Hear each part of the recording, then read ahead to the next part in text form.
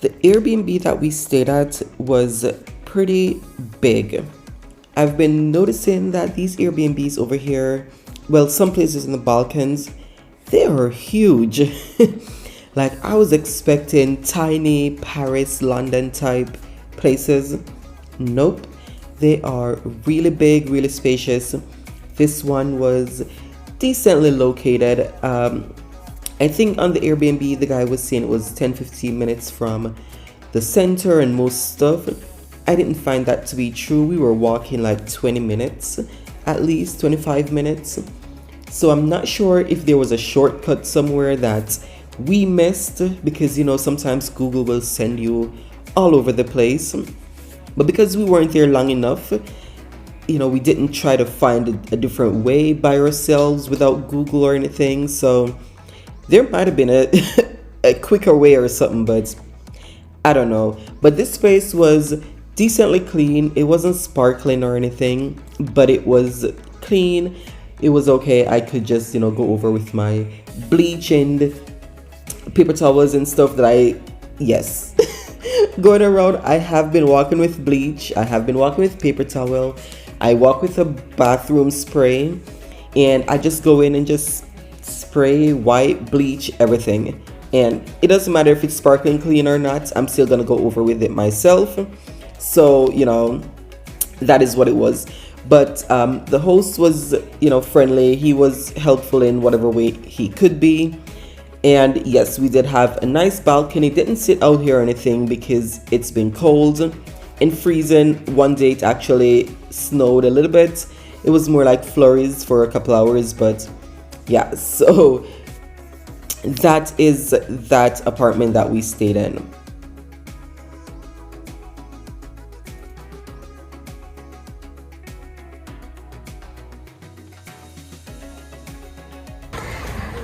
So today is just one of those days, the day before travel, where we have to double check where we're going, because I've changed my mind like the day before going where we're going. Today I definitely changed and added another city in Kosovo where we're gonna go. So yeah, I was gonna go for a day and just head back, but then we just I decided to do 2 days in Pristine and 2 days in prison, yeah. Or 3 days, we'll see. But that meant we had to get COVID test for Kalel, because over 12 needs COVID test or vaccine. And it was a little bit tricky trying to find a place to get the COVID test, because I couldn't read anything. Oh, I lost my thing. I couldn't read anything, and it was just a little bit harder than the other places that we've been. And then we've been seeing the signs, I don't know if I could, yeah, the spectrum signs back there, like all over the city, but I wasn't sure if it was a COVID test. Like I said, it said COVID-19, but I'm like, is that like testing or what? Yeah, before my memory rudely ran out of space, Khalil said, let's check this place out. So we walked, and there was like signs, as I said, leading you to it, so you didn't need GPS or anything. It turned out to be 1,500 dinar, which is like $30 for a PCR test, so that's not bad. From what I was seeing, like last year or the year before, it was 20 euros, so it did go up. But so yeah, it was easy. There was nobody there. We went up, paid, she took the sample. Not even 5 minutes we spent there, so that's good. So yeah, this is literally our lives and how we're going through the Balkans right now. Just making a rough plan and then trying to figure it out. So now I'm gonna go try to find an Airbnb, and then tomorrow we'll leave, get the bus ticket at the station, and jump on the quickest bus. That's, yeah, that's life. Oh yeah, and the kicker, it was only 5 minutes from where we live, and we had no idea it was there. Like I said, we always saw the sign telling us to go how far, but I wasn't sure it was an actual COVID test inside. So shout out to Khalil for saying, let's go try it, because we would have gone 30 minutes away, and this one is 5 minutes.